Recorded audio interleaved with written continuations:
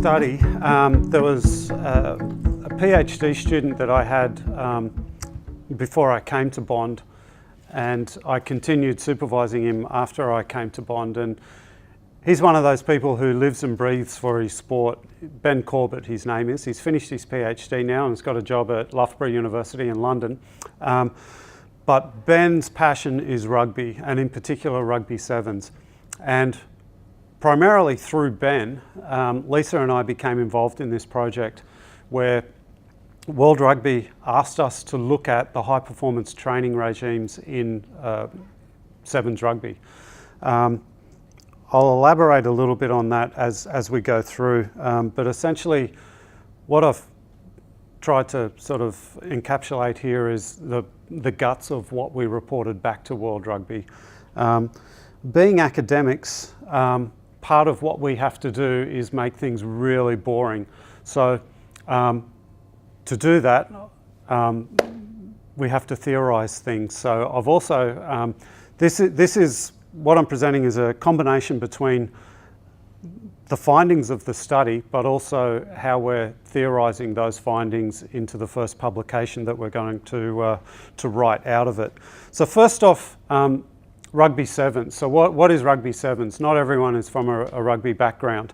The primary code of rugby is 15 aside. And that's been the main game until, it still is. But recently, rugby sevens got approved to be in the next Olympic Games. So sevens traditionally has been a social game. It's been the social side of rugby that, you know, you play in a pre-season sevens tournament with a bunch of friends, and it's you know, it's a carnival party type of atmosphere. That's all changed now to a certain degree with the Olympic announcement. So it's much more simple and easier to grasp the rules of sevens rugby as opposed to 15s. Trying to watch and explain a game of 15s to someone who's never seen it before can be quite complex and challenging. Sevens is very easy to grasp. 7 people on either team, 7-minute halves, and it's wide open spaces and much more fast and running and flowing. There is a very different requirement in terms of fitness though. Because it's 7 aside, still on the same size field, you're covering a lot more space. There's a lot more open territory, so there's a hell of a lot more running and different fitness requirements than the 15-aside game. So I gave you a little bit of the study background earlier, but in 2009 the IOC gave the green light to rugby sevens being in the 2016 Olympic Games. It's also going to be in the 2020 Olympic Games. However, there's no guarantee that it will stay in the Games after 2020. So 2016 and 2020 are absolutely seminal to World Rugby, formerly known as the International Rugby Board. So our research question here is how does Olympic inclusion influence the management of high performance training regimes within a focal sport? Obviously we're talking here about rugby sevens. And I've just put the caveat there, this is a work in progress. There will be an academic journal publication coming out of this, and that's what's in progress. The actual report has already gone to World Rugby. What World Rugby were particularly interested in was they observed these trends throughout the World Game that some countries were going about high performance training, that is training of their national sevens squad, in a very different way to other nations. What they noticed was that some nations were going to centralised programs, so taking people from all over the country, putting them in the one place where they live and breathe sevens rugby 24/7, and then go and play in the various tournaments around the world, and in the for those who are on the Sevens World Series playing in that. So primarily we're looking at determining athlete and coach perspectives on current and ideal high performance training environments. So it's very easy to say this is what we're currently doing, but what we'd really like is this. So we were interested in what this looked like and comparing it to what they currently had. Then looking at, well, from the world leaders, what would be best practice? And what might be performance indicators for sevens high performance management?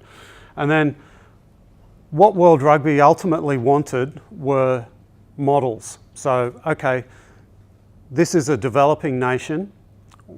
What should their high performance training look like in sevens rugby? And then they will fund it accordingly. So they basically wanted templates from us so that they can then use that to influence their policy formulation around resource allocations and so on. So when Tonga come to them and say, look, we need 300,000 euros for a high performance training facility, World Rugby can say, okay, yep, we'll give that to you, so long as it looks like roughly like this and you can tick these boxes. So it's not that cut and dried, but that's essentially what they were interested in, putting some sort of structures around their resource allocations. So in funding this research, and it was jointly funded between World Rugby and Bond University, Lisa, Ben and I went to 4 primary research sites: the Wellington Sevens, the Hong Kong Sevens, and there was also a side trip there to the Hong Kong Sports Institute, where they based a lot of their sevens around. The London Sevens and the Amsterdam Sevens. They're all, or kind of, they're not all part of the world's HSBC World Sevens series, but there is a World Series of Rugby Sevens. It's a 10-event tour for the men's, 5 events for the women at the moment. So rather than, ideally we would go around to every nation in the world and look at their high performance sevens regimes, but that just wasn't feasible. So going to these tournaments was the best way that we could capture these coaches, high performance managers, and of course the players, and survey them and interview them. Secondary sites there came from Ben's PhD. They're all places that he visited as part of the data collection for his PhD. So that formed a lot of the backdrop to the study as well. So just quickly the timeline here, we began talking about this in May of 2014. We got the green light in by September 2014 from World Rugby. We were hoping to be operational by the Dubai Sevens last year, but it didn't happen. So we had to put it off the start until the Wellington Sevens, which was almost about this time last year. So 1st to the 6th of February, Wellington Sevens, we surveyed the men's core teams there. The core teams are the ones that are on the World Series. And then there we surveyed 112 players, 40 staff, and they came from 11 different countries. And we also did some basic sort of probing interviews. Out of that, we revised the survey a little bit, and then did that between February and March 2015. Then towards the end of March, we were in Hong Kong for the sevens over there, and we got the men's core teams again that we didn't get in Wellington. Then we also had some men's qualifier teams who were the teams outside of the elite core. And there was also the women's invitational teams there. The women were not in Wellington. So that Hong Kong allowed us to get access to a lot of the women's teams as well. So there was another 162 players there, 23 high performance managers and coaches. And we also started the formal interview process with some of the key stakeholders there as well. And then London and Amsterdam, you can see, sorry for the small writing there, but we finished off in Amsterdam. Then 31st of July presented the final report to World Rugby, and then in September of last year we presented in Dublin, physically made a presentation, some of which these slides come from, to World Rugby of the results. So ultimately we had 416 players coaches and high performance managers surveyed, 51 interviews, and that came from 35 different national unions. So just a spread of where the interview data came from. This is Oceania. There was only 2 countries that were hesitant to share information with us. Are we allowed to say at least, do you reckon? There was only New Zealand and England weren't willing to play ball with us. England had good reason. They were going into play negotiations and contracts, and they had all sorts of hurt going on at the time to do with British team selection as well, because England were the team that had to qualify in the top 4 of the World Series for Great Britain to make it into the Olympics. So they had all sorts of pressures on them. New Zealand were a bit sort of circumspect, but they still did come to the party in the end and gave us some good interview data anyway, but we didn't get access to their playing staff. Everyone else was all over it. That gives you a smattering of some of the nations that were involved, categorised into the elite, sub-elite, and then working down to what we call Development 1 and Development 2. And that's men's and women's. As I said, part of the academic's job is to make things really boring, but I won't dwell on this. But the theoretical lens through which we're coming at this for publication is institutional theory. Institutional theory is about society. We know that society is made up of lots of different institutions, sport being one of them. Those institutions impinge upon us about ways of operating that are legitimate and acceptable. So institutional theory gave us a nice lens to look at this. So the process through which, you can read that. Institutions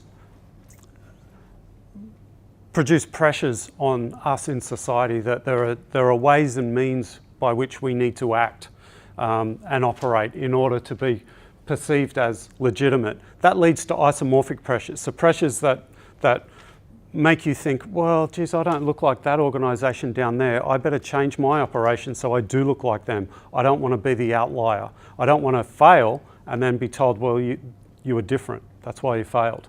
By the same token, success can happen as well to those who are willing to challenge the status quo.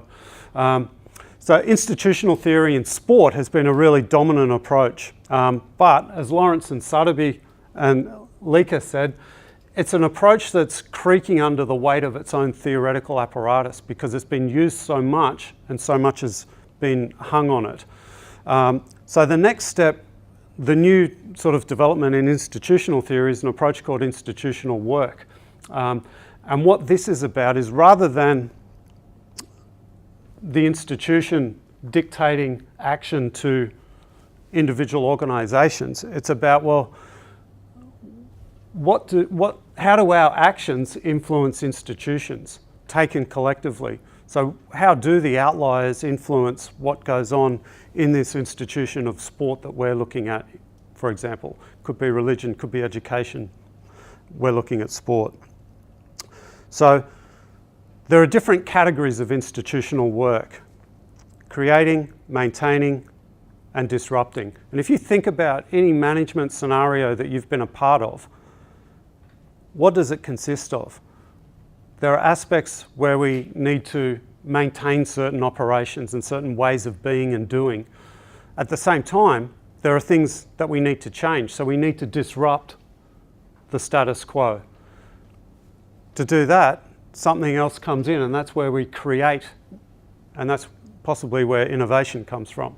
So in looking at this manifold change across rugby sevens and high performance training, there is some creating going on. There is maintaining, there is disruption. There is probably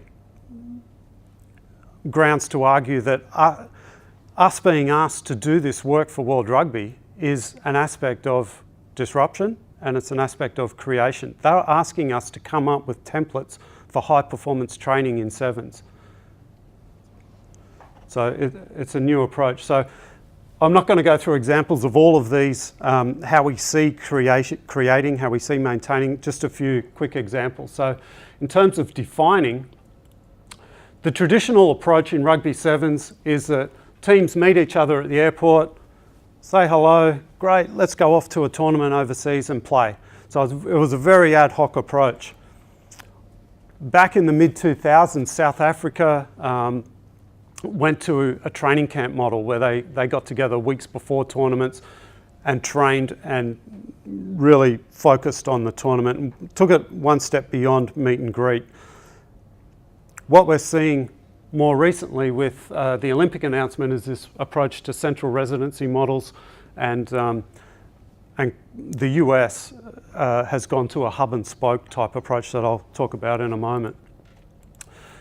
The pros and cons of these central residency models gives you a fantastic controlled environment where you're controlling diet, you're controlling strength and conditioning, how players psychologically approach the game, etc. So there's much more control, building team culture, learning teammate tendencies, starting to really build how a team mentality.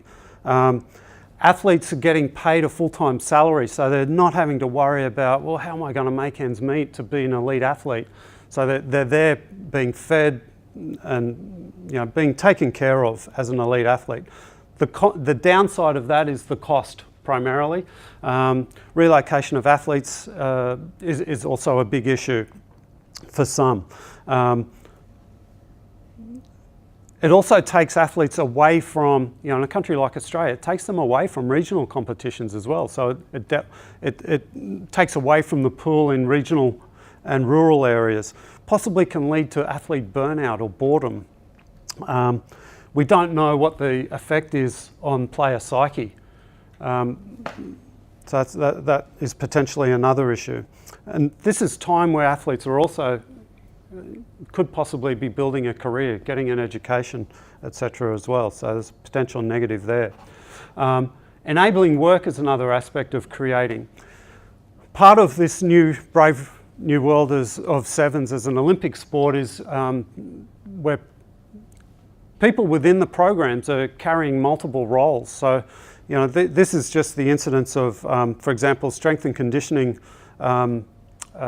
people also doubling as a physio, or a head coach doubling as a team manager 10% of the time. Strength and conditioning coaches also being an assistant coach, and you can see the other figures there. Head coaches being high performance managers rather than separate roles 20% of the time.